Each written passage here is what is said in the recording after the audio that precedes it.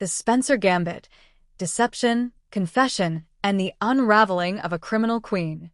In the gilded world of Los Angeles' elite, where power is the ultimate currency and secrets are deadlier than scandals, a storm was brewing. It began not with a bang, but with a whisper, a promo for the bold and the beautiful that electrified the internet and promised a cataclysm of passion and betrayal. In it, Will Spencer, the oft-overlooked scion of the formidable Spencer dynasty, pulled the infamous Luna Nozawa into a kiss that was as much a declaration of war as it was of desire. "I ended it with Electra," he murmured against her lips, his voice a low, seductive hum. "She was too safe. I need someone more thrilling, more dangerous. Someone like you." For the casual viewer, it was a shocking romantic pivot. For those who knew the labyrinthine history of Luna Nozawa, it was the lighting of a fuse on a ticking time bomb. This wasn't a love story. It was a meticulously crafted deception, a high-stakes gambit designed to bring down a queen. And as the pieces fell into place, the ensuing explosion would shatter reputations, forge unlikely heroes, and reveal that in the battle for control, the most dangerous players are the ones you never see coming. Part 1. The recruitment of a wild card. The plan was born from desperation in the serene, glass-walled fortress of the Cliff House. Dr. John Finn Finnegan, a man of science and sworn to protect life, was haunted. The woman who had been involved in a double homicide, framed her own mother, and now walked free, was a constant, chilling presence in his life. Luna Nozawa, with her perfect face and a heart as black as pitch, had infiltrated their world. She was bonding with his son, Hayes, a thought that sent a cold dread through Finn's veins. She lurked in the orbit of his wife, Steffi Forrester, a constant, smiling threat that reminded them both of the fragility of their peace.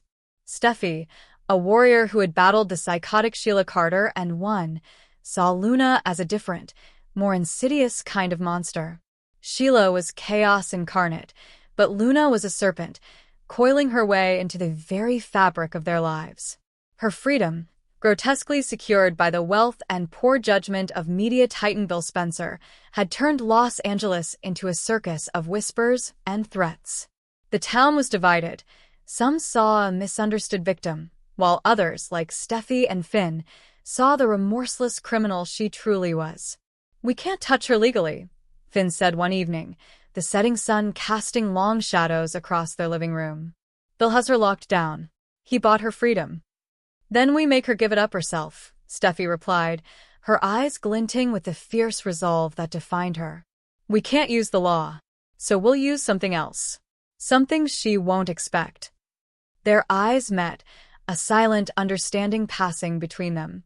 They needed a weapon, not of force, but of cunning. They needed a wild card, someone who could get close to Luna, someone she would trust, someone she would see as an equal, or better yet, a pawn. They needed a Spencer. Will Spencer had recently returned to Los Angeles, armed with a journalism degree from an Ivy League school and a burning desire to prove himself.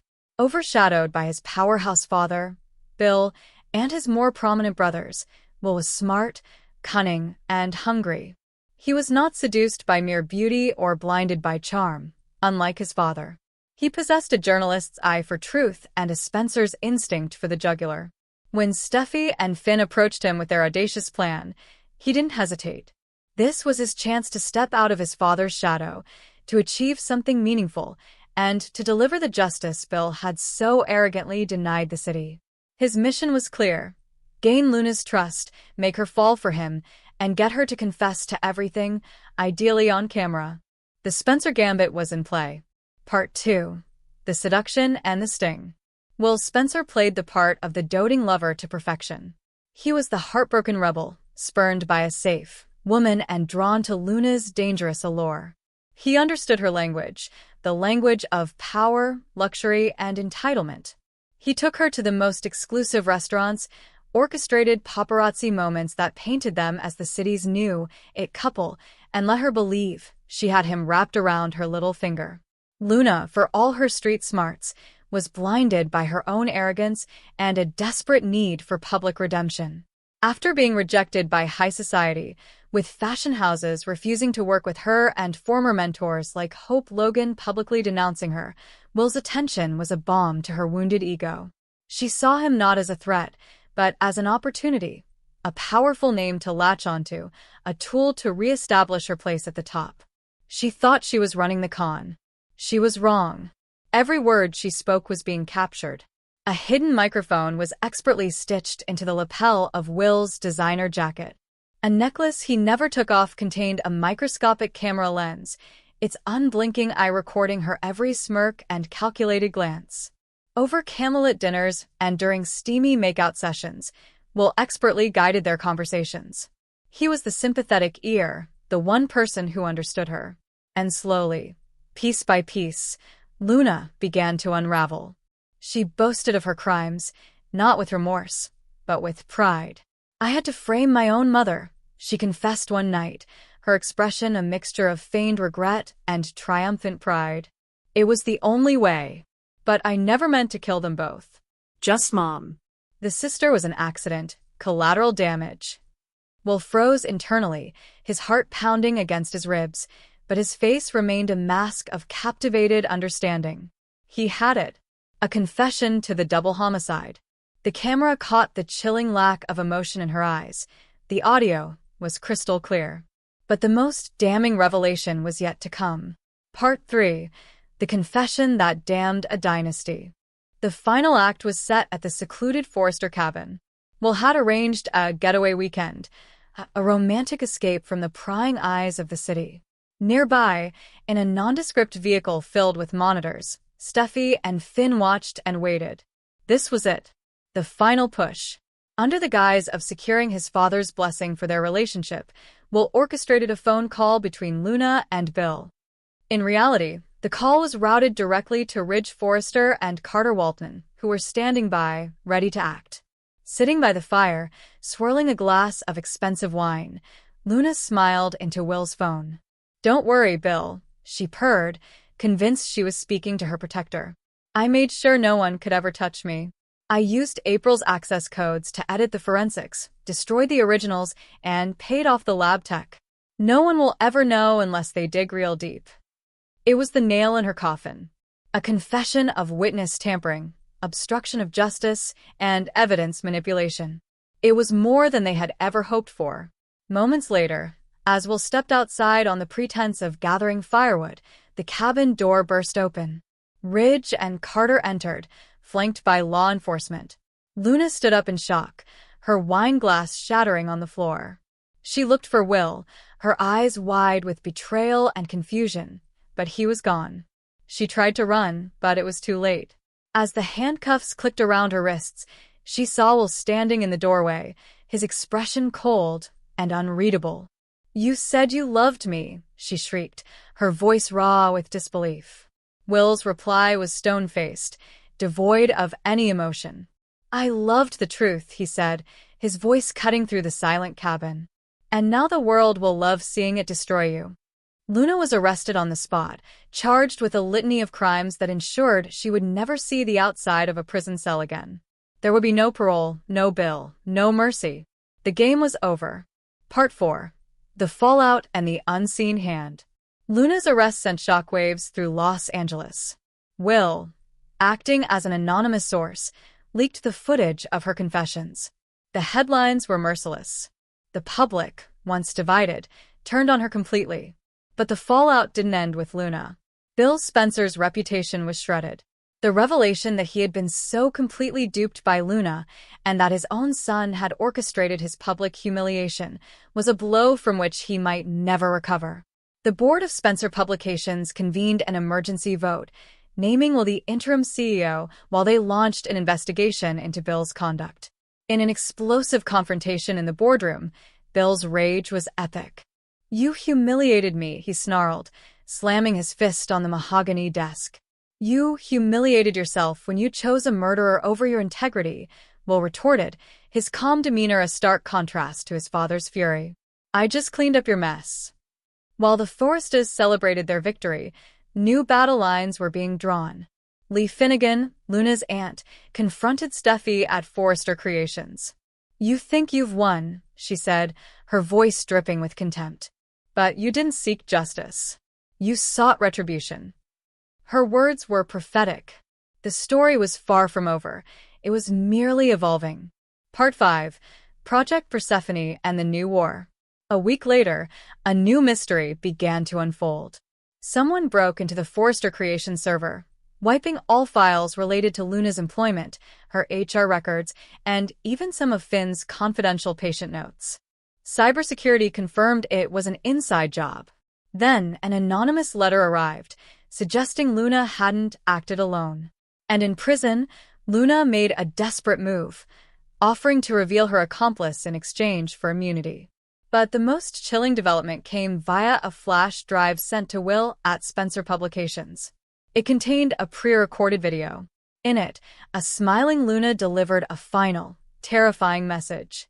"If you're seeing this, then I've already started the next phase," she said, her voice eerily calm. "You think I'm done? That I've lost? Sweetheart, I never lose. You didn't destroy me. You made me famous. And now, everyone's watching." The video then cut to a live feed from a security camera in the pediatric wing of University Hospital, Hayes's wing. Luna's voice echoed, "TikTok, Will. Save your nephew, if you can." The threat was clear, and it was immediate. As Will, Steffi, and Finn raced to the hospital, they found Hayes unharmed. But beside his crib sat a small, stuffed lamb, a toy none of them recognized. Tucked inside its back seam was a note written in chilling cursive. "This was never about you. It was about control." L. Beneath the note was another USB stick. The realization struck them like thunder. There was someone still out there, someone on the inside. Someone who had planted the lamb. Someone Luna was protecting. Part 6. The Revelation and the Next Betrayal. The second USB drive contained a series of pre-recorded messages from Luna, outlining a contingency plan codenamed Project Persephone. It was a multi-layered scheme of blackmail and revenge against anyone who might betray her, detailing sealed juvenile records for Zend, old malpractice suits against Finn, and other dark secrets of the Forrester family. But who was her partner? Who was Elle? During a prison visit, Will confronted Luna. "You lied," he stated. Luna just smiled. "Prove it." Will re-examined the footage of Luna's press conference from prison. He noticed a slight, almost imperceptible shift in her eyes when she mentioned the name of the man she was accusing, the goofy security guard Charlie Weber. She was lying. She was protecting someone else. The final piece of the puzzle came from an unlikely source, Electra, Will's ex-girlfriend. She had been the first to visit Luna in prison, a visit that now seemed sinister. In a shocking twist, flashback scenes revealed Electra had been a co-conspirator from the start. She had fed Luna false information, faked social media fights to push Luna further into Will's arms, and masterminded the revenge plot from the shadows. She had hated Luna from the moment she saw her, and, while she may have loved Will, she loved revenge even more. "You think Will did this alone, sweetheart?" Electra whispered to a stunned Luna through the prison glass. "I helped him." The war wasn't over. A new, more intelligent, and far more dangerous player had just revealed her hand. Epilogue: The Unending Game. The city of Los Angeles may have thought the Luna Nozawa saga was over, but it had only entered a new, more terrifying chapter. With Electra now revealed as a master manipulator, her motives and endgame remained shrouded in mystery. The identity of the true mastermind behind the original murders was still in question. Bill Spencer, stripped of his power and publicly shamed, was plotting a revenge of his own, one that would surely target his own son. And Will, the hero who had exposed a killer, now found himself entangled in a web of deception far more complex than he could have ever imagined, forced to protect his family from threats both inside the prison walls and out in the open. The Spencer Gambit had succeeded, but in doing so, it had unleashed a new cycle of vengeance, proving that in their world, the end of one war is simply the beginning of the next. Thanks for watching this videos. Please hit the subscribe button for more updated news.